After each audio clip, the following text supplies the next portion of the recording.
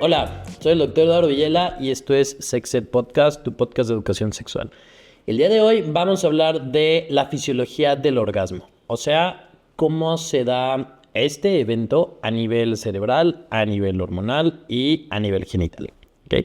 Entonces, algo que luego es un poquito complicado para la gente, a pesar de que la gran mayoría lo hemos experimentado, es saber definir un orgasmo.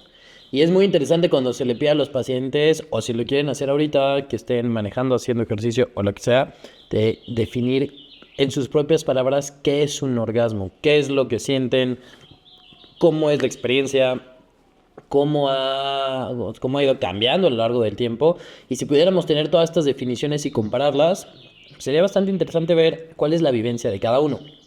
¿Okay? Y vamos a tener distintas respuestas porque, por definición, el orgasmo, para empezar, es una experiencia subjetiva, ya que cada orgasmo es completamente diferente, no solo entre distintas personas, sino en la misma persona. Nunca tenemos un orgasmo igual que otro. Hay orgasmos que puedes decir, ok, gracias, no sé si sí fue, y hay otros donde te cuesta, ¿no? Como tantito recuperarte, ¿no? O una vez una definición de alguien que me dio es esta sensación de que me estoy como quedando sin aire, pero no quiero parar, no me importa no volver a respirar por estar sintiendo esto, ¿no? Entonces, sí hay niveles, sí hay intensidades, pero no hay una valoración numérica porque no es algo subjetivo. Así como el dolor no lo puede evaluar una persona, tampoco puede evaluar el orgasmo. Lo puedo hacer yo en decir, ok, este fue diferente al de esa vez, fue mejor que el de ayer, ojalá no sea tan bueno como el de mañana, pero no es algo que yo puedo medir como la temperatura o la frecuencia cardíaca o lo que sea. Y el orgasmo se va a dar es el resultado de una estimulación genital o de otras zonas del cuerpo. Eso quiere decir que sí puedo llegar al orgasmo con una estimulación que puede ser no genital.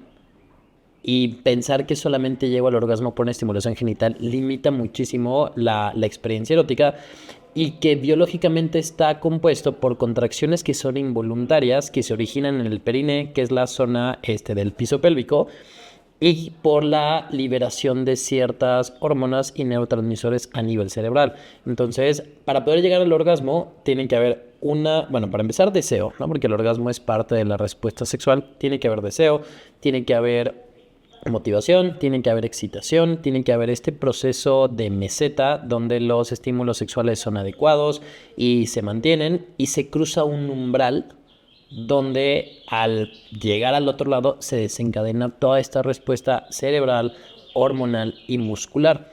El interés, la razón por la cual se tienen que dar estas contracciones es porque estas van a ayudar tanto a que pueda llegar a haber una concepción cuando lo vemos exclusivamente relacionado al sexo con la reproducción, que no siempre tiene ese componente y que no necesita un orgasmo para que haya una concepción. Pero sí ayuda, ¿por qué? Porque todas estas contracciones del perine en el hombre van a ayudar a la expulsión del semen, y también las contracciones que va a haber en los órganos femeninos ayudan a que, llegue más rápido. Pero no es, esa es una cuestión biológica nada más, y no tiene todas las otras implicaciones, ¿okay? Entonces, es como tal una parte fundamental de la respuesta sexual, y es un clímax que se da porque hubo deseo, porque hubo excitación, motivación, atención, estímulos adecuados y tal. Ahora, esto a nivel cerebral, esto se da porque si estoy recibiendo entonces todos estos estímulos, no puedo llegar a un orgasmo así de la nada. Tiene que haber estos estímulos, y estos estímulos, cuando llegan al cerebro, el cerebro los va integrando y dice, ok, ¿no? Va recibiendo esa información y va evaluando y dice, ok, esto se siente bien, se siente bien, se siente bien, se siente bien. Y en las zonas donde lo va a integrar son el lóbulo anterior del cerebelo, que es la parte de aquí atrás, abajo del occipital, núcleos cerebelosos profundos, núcleos amigdalinos. En el hombre hay una mayor integración en la sustancia gris. El plexo sacro, que es el que va a mandar toda la información desde genitales y está llegando al cerebro. Y también lo que se ha visto es que durante el orgasmo hay una menor actividad de la corteza prefrontal.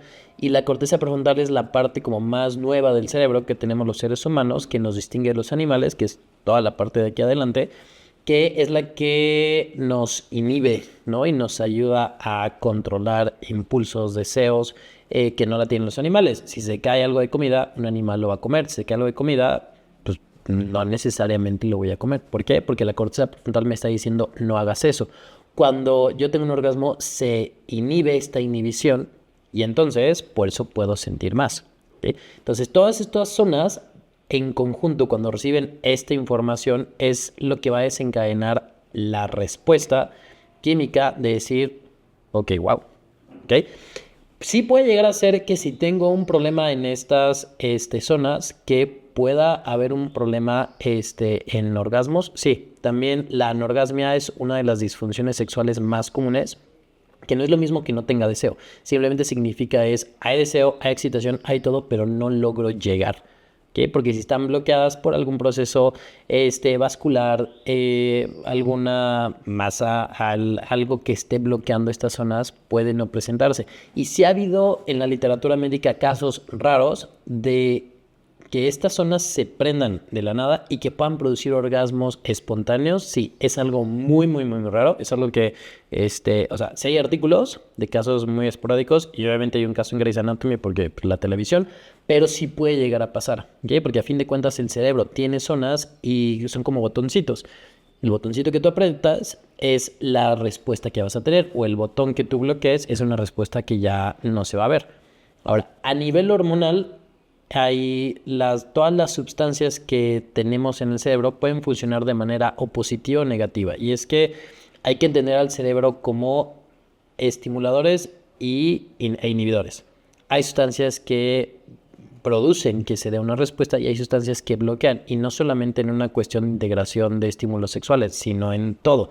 Por ejemplo, cuando se da una convulsión, hay un descontrol en todas estas señales y por eso se dan estas respuestas.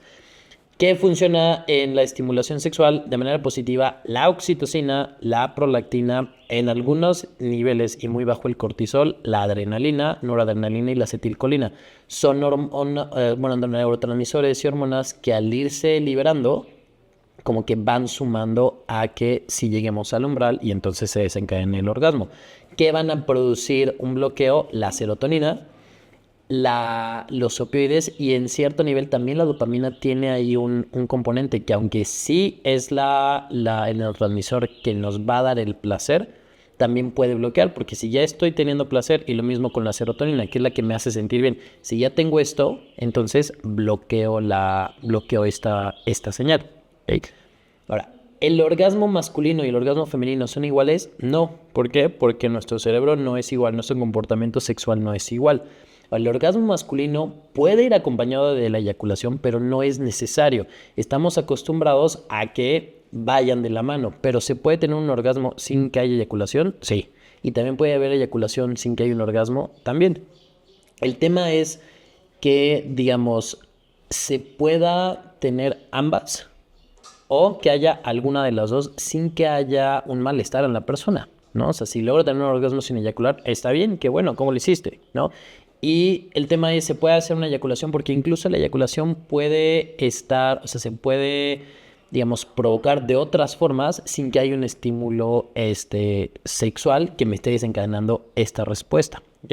Y lo que va a pasar serán las contracciones a nivel de piso pélvico, contracciones a nivel testicular, en los conductillos, en el conducto deferente, en la próstata, en la vesícula seminal, para que se den las dos fases de la eyaculación, de las cuales vamos a hablar más adelante. Ahora, ¿qué pasa en el orgasmo femenino? Además de que no está tan bien estudiado como casi todo lo que hay en relación con la sexualidad de la mujer, lo que se ha visto es que hay una integridad muchísimo más subjetiva y compleja frente a la estimulación sexual continua. Sí, los estímulos tienen que ser continuos, adecuados y tal, pero la verdad es que es un proceso que está mal definido, está poco estudiado Y, digamos, si hay autores que han hablado de cómo para que sea la respuesta tiene que haber también un contexto emocional y sensación de seguridad, y por eso hace más difícil, porque la respuesta del hombre tiende a ser lineal, pero a la mujer no, y entonces algo que a lo mejor se podía presentar antes se puede presentar después o estar involucrado en el proceso que sigue o en el anterior al mismo tiempo, y entonces se vuelve más complejo. Y la verdad es que, al menos en historia de la medicina, casi todos los estudios que se hacen es en hombres y en hombres blancos, entonces esto deja de fuera muchísima información que podríamos tener. Ahora, sí se da dentro del orgasmo femenino también la eyaculación femenina, que no es lo mismo que el squirt, que son dos procesos completamente diferentes y que muy común se llegan a confundir entre por qué se presentan, cómo se presentan y cuál es su utilidad. Pero de esos vamos a hablar en el siguiente episodio ya más a fondo para poder dejar en claro, o sea, cuál es el componente de estos tres. Al final de un orgasmo se da la fase de resolución, que es una vez que ya se cruzó este umbral, o sea que todos los estímulos adecuados se lograron, se desencadenó esta respuesta, entonces todo tiene que regresar a un estado basal, que en medicina y en fisiología basal es el estado en el que estamos ahorita, donde todavía ni siquiera se desencadena la respuesta. Y esto va a ir de la mano por vías principalmente que son serotoninérgicas. Por eso ya habíamos mencionado que si yo tomo un medicamento que hace que me aumente la serotonina, principalmente por cuestiones de depresión o de ansiedad, eso quiere decir que tengo la serotonina elevada, entonces de alguna manera estoy como en un estado de resolución postorgásmica constante, sin la liberación de dopamina y de endorfinas que me hacen sentir bien. Entonces por eso es común que las personas que toman estos medicamentos tengan un deseo bajo, porque el cerebro es como de, pues ya pasó, ya, ¿no? Ya duérmete. Eso no significa que se los voy a quitar, pero sí puedo, digamos, generar ciertas estrategias para que puedan tener una vida sexual placentera. También lo que hace es que se bloquean vías dopaminérgicas, porque ya tuve el orgasmo, ya liberé también dopamina, ya me sentí bien, entonces lo tengo que bloquear, porque la dopamina, si se libera de manera constante, entonces sí puede generar un cambio tanto anatómico, bueno, neuroanatómico como químico a nivel cerebral y alterar esta respuesta de recompensa, que es lo que pasa con las adicciones. Se libera GABA, que es el neurotransmisor que inhibe, y se reactiva la corteza prefrontal. Por eso dice ya acabó, ya, y entonces ya como que regresa a la normalidad. Ahora, el orgasmo, como hemos dicho al principio, no lo puedo valorar numéricamente, pero cuando en la clínica se evalúa a una persona que cree que está teniendo problemas, sí se hacen unas preguntas que igual se pueden responder ustedes en este momento, donde hay satisfacción al final del encuentro, hay sensación de bienestar. ¿Cómo lo describiría? Este es un ejercicio que a mí me gusta mucho, o sea, como que dejar que la persona describa cómo son sus orgasmos. En caso del hombre, sí puede controlar o identificar las sensaciones preeyaculatorias, que sí podemos. O sea, ya al final la fase de expulsión esa es la que no podemos controlar. El tiempo de latencia eyaculatoria, que de eso vamos a hablar a fondo cuando hablemos de eyaculación precoz. ¿No? Es cuánto tiempo pasa desde la estimulación, la penetración, a que haya una eyaculación. Y algo que es muy, muy, muy importante llevarnos es que, o sea, el orgasmo sí es parte de la respuesta sexual, y el orgasmo es una vivencia muy subjetiva y es muy placentera, lo que quieran, pero no tiene que estar presente en cada encuentro sexual. Puedo tener un encuentro sexual y que haya una integración adecuada de todas las fases de deseo, de excitación, de motivación, lo que quieras, y no llega al orgasmo, y está bien. El orgasmo no es necesario para todos los participantes o sea, que estén ahí involucrados. El orgasmo es una expresión de placer e intimidad, pero no es la única. Sí puedo sentir placer, sí puedo ser íntimo con mi pareja o parejas, sí puedo disfrutar sin necesidad del orgasmo. Si yo veo al orgasmo como un objetivo, como algo que tengo que lograr, entonces en vez de le quito la intención de dar o recibir placer y de comunicarme y de compartir con mi pareja, tengo que hacer esto y esto y esto y esto y esto para que pase esto de acá. Y si no se pudo porque está muy cansado, porque nos interrumpieron, porque no se dio esto tal, tal y tal y tal, entonces no valió la pena, entonces no estuvo bien, entonces ¿para qué? Y el problema es que entonces se vuelve como una tarea. se vuelve como algo que tengo que cumplir. Ya cumplí en el trabajo, ya cumplí en la escuela, ahora tengo que cumplir en mi casa. Y entonces eso es lo que hace que se vuelva rutinario, monótono. Y es de ahí donde empiezan a haber problemas de ansiedad de desempeño, problemas de baja autoestima, de baja autoimagen. Y entonces se echa a perder todo lo que quieras. Y por último, algo que se creía por mucho tiempo es que para que pudiera haber un embarazo, tenía que haber un orgasmo. Y eso es completamente falso. Si todos nosotros fuéramos producto de un orgasmo, pues estaría muy cañón. O sea, no habría tanta gente, para empezar.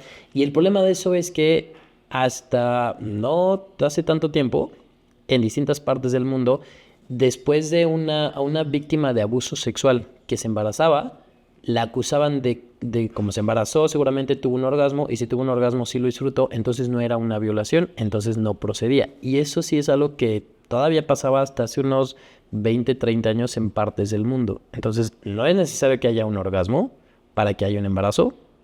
Sí puede ayudar por las contracciones, que ayuda a la movilización del espermatozoide, pero de nuevo, no es indispensable.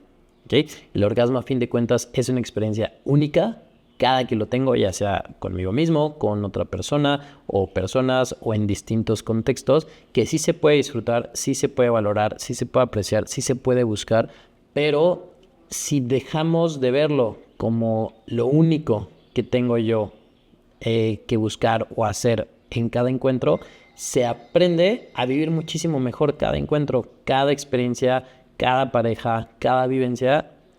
Y con este cambio tan sencillo que luego, o sea, parece que cuesta mucho, pero la verdad es que no es tan complejo como se lo estoy mencionando, eso ayuda muchísimo a desarrollar una vida sexual muchísimo más placentera, irónicamente, y vas a ser muchísimo más feliz y más completo tú y tu pareja. Nos vemos en la siguiente para hablar de la siguiente fase.